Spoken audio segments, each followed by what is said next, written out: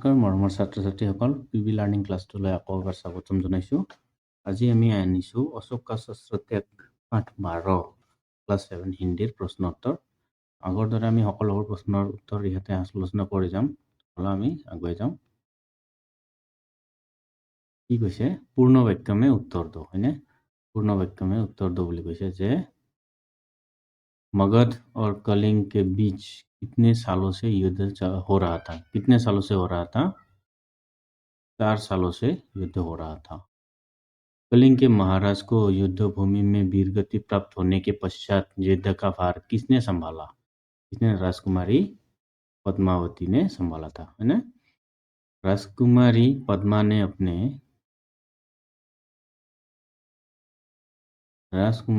ने अपनी सेना से कौन सा प्रण करने को कहा? की प्रण কৰিবলৈ কৈছিলে যে सेना से कहा ये प्रतिज्ञा करो, कहा कि जननी जन्मभूमि को पराधीन होते हुए देखने से पहले वे लोग सदा के लिए अपनी आंखें बंद कर लेगी। यार पढ़ा हुआ है। তাৰপিছত राजा अशोक ने किससे अहिंसा की दीक्षा ली? किससे अहिंसा की दीक्षा ली? बुद्ध भिक्षु से अहिंसा की दीक्षा ली। दो का आंसर। उत्तर लिखो। सम्राट अशोक की चिंता का मूल कारण क्या था? सम्राट अशोक की चिंता का मूल कारण था कि 4 साल से मगध और कलिंग के बीच युद्ध हो रहा था। दोनों ओर के लाखों लोग मारे गए थे और लाखों घायल भी हुए थे, परंतु वे कलिंग से जीते नहीं थे। इस युद्ध का परिणाम क्या होगा उन्हें पता नहीं था, इसलिए वो चिंतित था।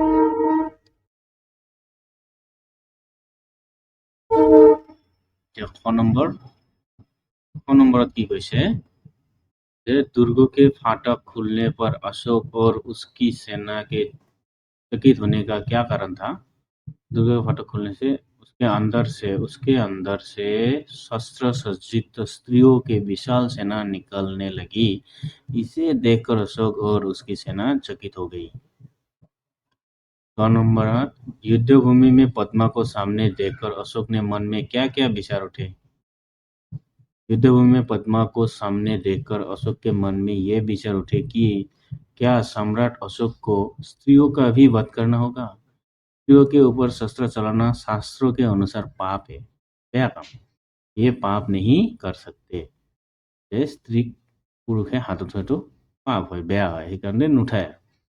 बौद्ध भिक्षु ने अशोक से क्या क्या प्रतिज्ञाएं करवाई थी? बौद्ध भिक्षु ने अशोक से इस तरह प्रतिज्ञा करवाते हुए कहा कि मैं प्रतिज्ञा करता हूं कि जब तक मेरे शरीर में प्राण रहेंगे अहिंसा ही मेरा धर्म होगा। मैं सबसे प्रेम करूंगा और मेरी करुणा का सदा व्रत आप सबको मिलेगा। साथ ही साथ ये भी प्रतिज्ञा करवाया गया कि वह अपने प्रजा की भलाई करेगा और सब प्राणियों को खुश और शांति पहुंचाने का प्रयत्न करेगा। नंबर बौद्ध धर्म की किन्हीं 2 बाणियां लिखो। की बाणी? बौद्ध धर्মৰ 2টা बाणी की आছিলে?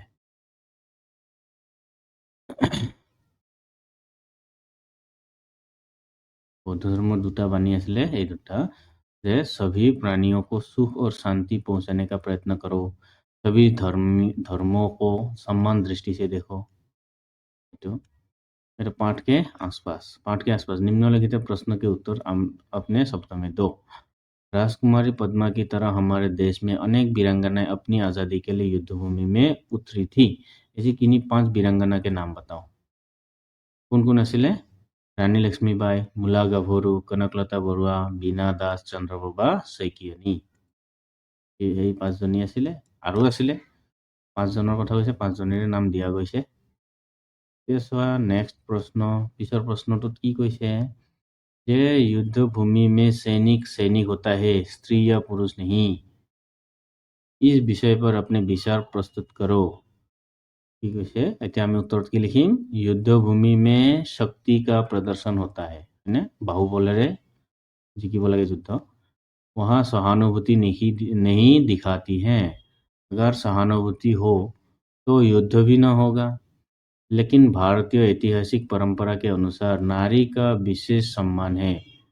पुरुष चाहे कितना ही बलवान योद्धा क्यों न हो, पर नारी से युद्ध नहीं करता। इसीलिए भारतीय नारी शक्ति और शांति की प्रतीक है।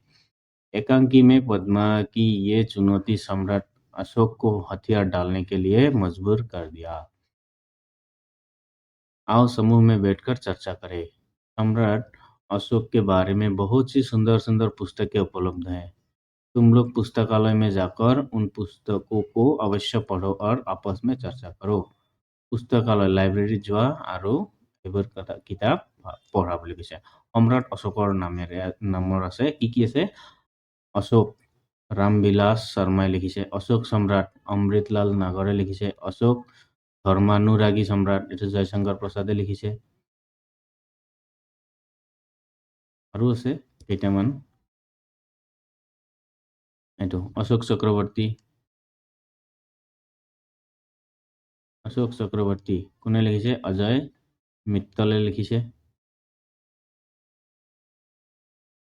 তাৰপিছত এই पुस्तकবোৰ কি হয় अशोक के जीवन शासनकाल और उसके धार्मिक दृष्टिकोण से समझने में मदद कर सकती है। তেওঁৰ শাসনকালত তেওঁ যেতিয়া ৰজা আছিলে কি কি কৰিছিলে ধৰ্ম ল'লে তেতিয়া কি কৰিলে সেইবোৰৰ বিষয়ে কোৱা আছে। এতিয়া ভাষা অধ্যয়নত আহোঁ।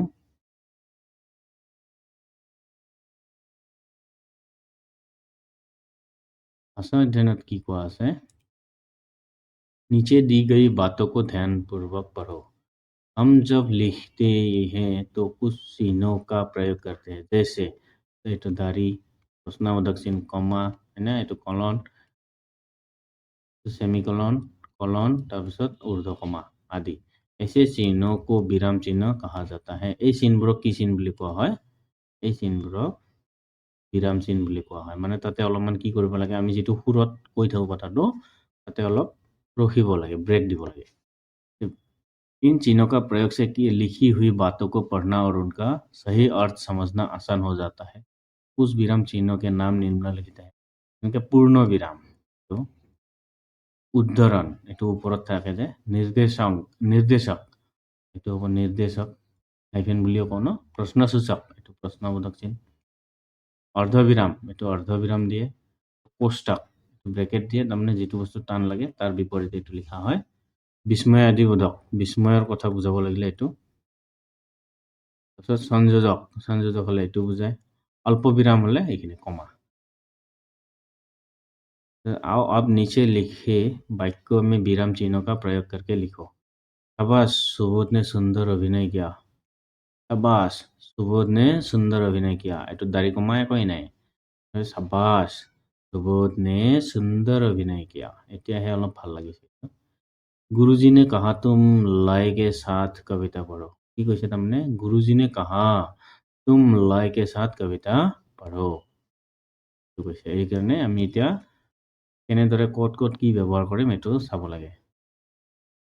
গ নম্বৰত আহোঁ গ নম্বৰত কি কৈছে पिताजी बाजार से सेब केले आम और अनानास लाए मिठाई नहीं लाए। तो ये तो कोनो दारी कमा कोई नहीं ना पिताजी बाजार से सेब केले आम और अनानास लाए अनारस मिठाई नहीं लाए एटु प्रश्न उदिছে আকৌ मिठाई नहीं लाए। তাৰপিছত কি কৈছে करीम के दोस्त कब आए प्रश्न अरे वाह अभी तक नहीं पहुंचा है तो अरे वो अभी तक नहीं पहुंचा प्रश्न इन वाक्यों को भूतकाल में बदलकर फिर से लिखो भूतकाल ना अतीत অতীতকাল इंग्रजीत कले पास्ट टेंस বুলি কব पास्ट टेंस কি কৈছে যে 4 साल से युद्ध हो रहा है 4 साल से युद्ध हो रहा था অকল এটো চেঞ্জ হ'ব हो रहा है এটো চলি থকা বস্তু हो रहा था এটো হ'ব पास्ट टेंस भूतकाल। তাৰপিছত संवाददाता आना चाहता है ना संवाददाता आना चाहता है जगह की दिशा था और से येते कलिंग के फाटक खुल जाएंगे तो भूतकाल के वो कलिंग के फाटक खुल गया था तो वो आंसर खुल गया था। इन वाक्यों को अपनी माध्यम भाषा माने मातृभाषा माध्यम भाषा में अनुवाद करके शिक्षक शिक्षिका को दिखाओ। মাতৃভাষা কাৰোবাৰ বেংগলী, কাৰোবাৰ হিন্দী, কাৰোবাৰ বড়ো। এইটো হিন্দীটো হিন্দীয়ে আছে। मैं कलिंग महाराज की कन्या हूँ। मैं कलिंग महाराजर जीवरी তাৰমানে कन्या মানে जीवरी। कलिंग की स्त्रियां तुमसे कुछ नहीं चाहती, केवल युद्ध चाहती हैं। কলিংগৰ মহিলাসকলে আপোনাৰ পৰা একো নিবিচাৰে, কেৱল কি বিচাৰে? যুদ্ধ বিচাৰে। मैं स्वयं सेना का संचालन करूंगा। তাৰমানে মই নিজে সেনাবাহিনী কমান্ড কৰিম মানে সঞ্চালন কৰিম। मैं हथियार नहीं उठाऊंगा। मैं অস্ত্ৰ তুলি নলওঁ তাৰমানে। অহিংসা ही मेरा धर्म होगा মানে অহিংসাই মোৰ ধৰ্ম হ'ব। আমি আহোঁ এতিয়া question number 4। Question number 4 number কুৱেশ্যনটোত কি কোৱা আছে? বেছি নাই আৰু অলপমান আছে। शब्दों के क्रम, लिंग, वचन, कारक आदि की त्रुटियों के कारण वाक्य अशुद्ध हो जाता है। ये तो है। अतः वाक्य रचना के लिए क्रम, लिंग, वचन, कारक आदि का ज्ञान होना आवश्यक है। आप कुछ अशुद्ध वाक्यों को पढ़े और उनके शुद्ध रूप भी लिखे। मैं दही को खाया। तो ये কেনেকে লিখিম? मैंने दही खाया, ये करेक्ट हो। मेरा घर में मेहमान आए हैं। मेरा घर में मेहमान आए हैं। मेरा নহয় मेरे। ঠিক আছে, এইটো চেঞ্জ কৰিছে।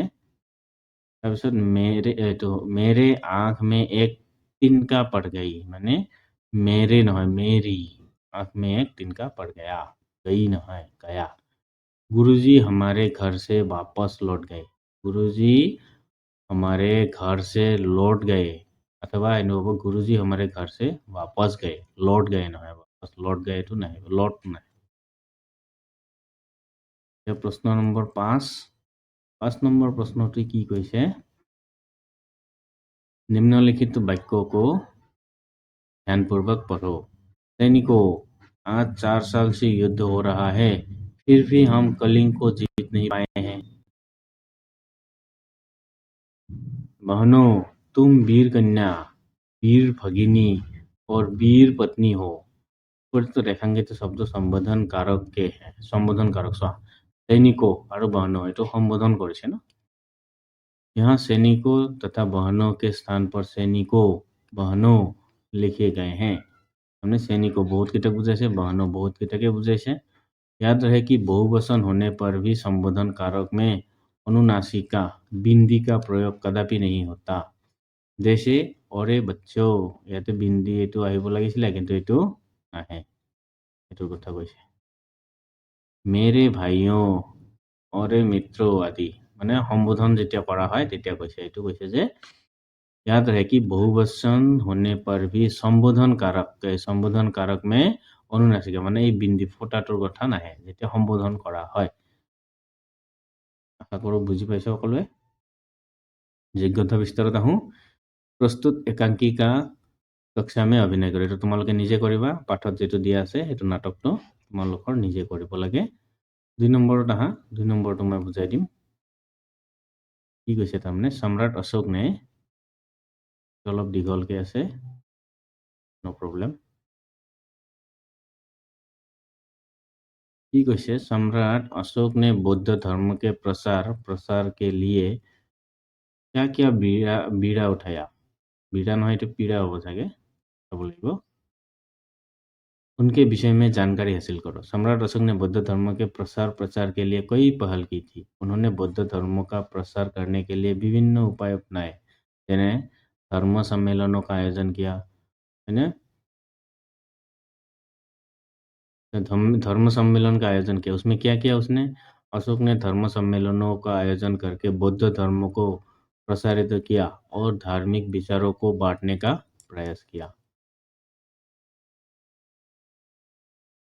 তাৰপিছত যেনেকে সম্পূर्ण स्तूपों का निर्माण, है ना, स्तूपों का निर्माण करिছিলে। उन्होंने बहुत से स्तूप बनवाए जिन्हें उनके साम्राज्य के विभिन्न हिस्सों में फैलाया गया।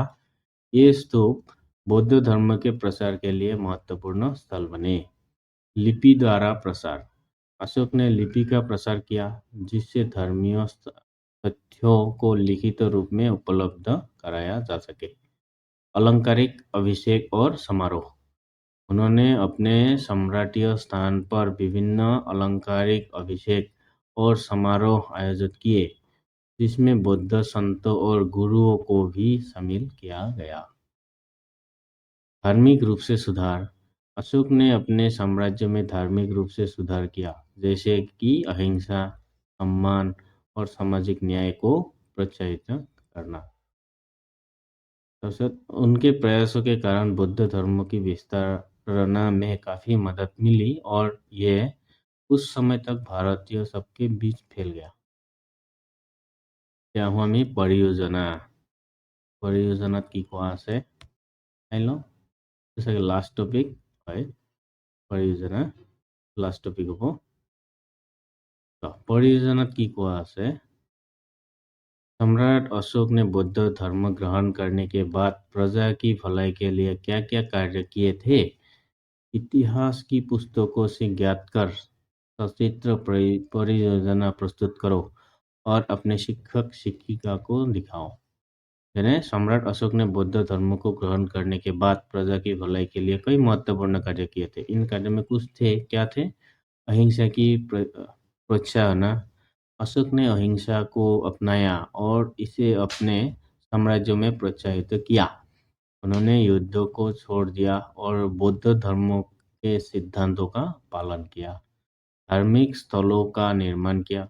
अशोक ने बहुत से धार्मिक स्थल बनवाए, जैसे कि स्तूप, विहार और शौचालय।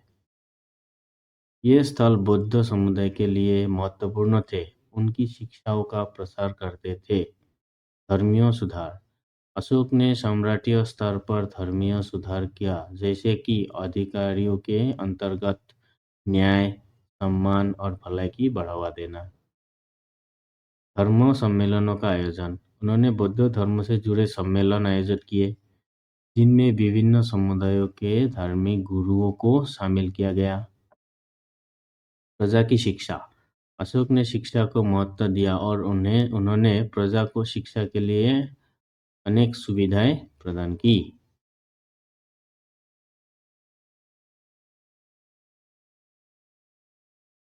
এইখিনিয়ে আছিল, তাৰপিছত আৰু নাই। এইখিনি এতিয়া তোমালোকক लास्ट नोट है।